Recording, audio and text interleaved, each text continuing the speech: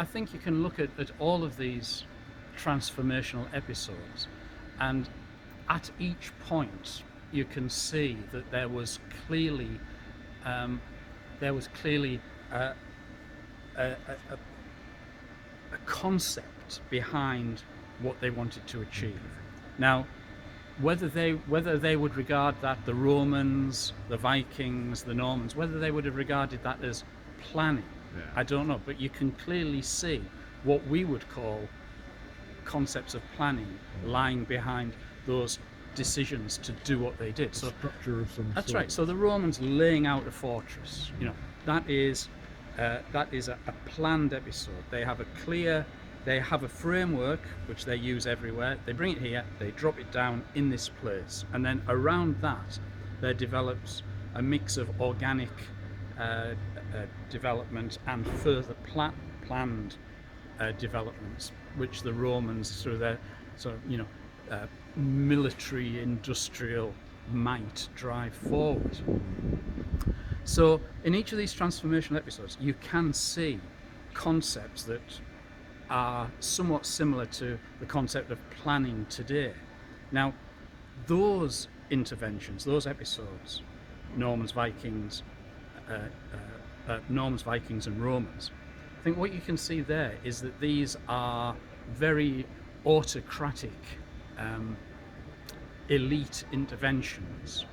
So there would be no consultation. There would be no concept of a democratic debate. This is what we're doing, like it or lump it. And that's certainly the case with the Romans, certainly the case with the Normans.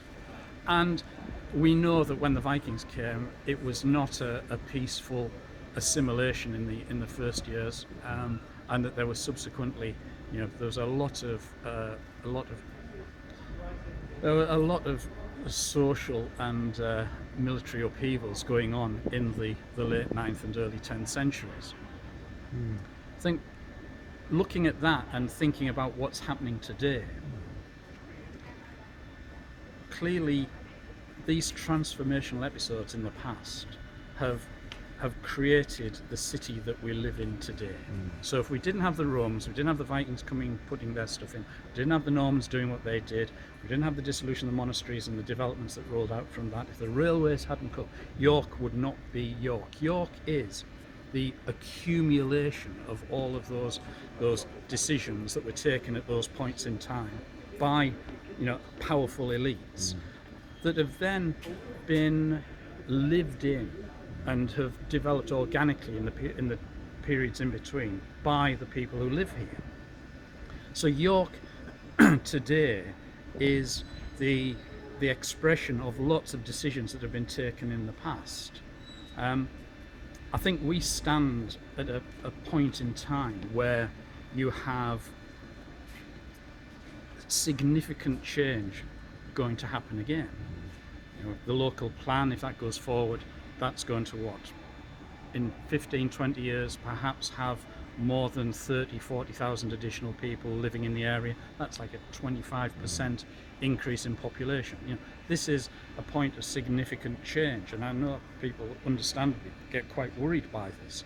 But I think when you look back at the way that York has developed previously, I think you can see that York's success has been that these changes have happened, and then the city has assimilated them, and life has grown, and these new elements have become part of what makes York special. So it's a mixture of a kind of structure which comes in from outside and then what people do with it. Well, I mean, structure is one thing, but people are a greater aspect, because it's the people that make a place, and people give life to structure. I mean, structure can frame how people react. They frame spaces in which people move. They provide different opportunities, but actually, ultimately, it's about the people. And in the past, the people have been excluded.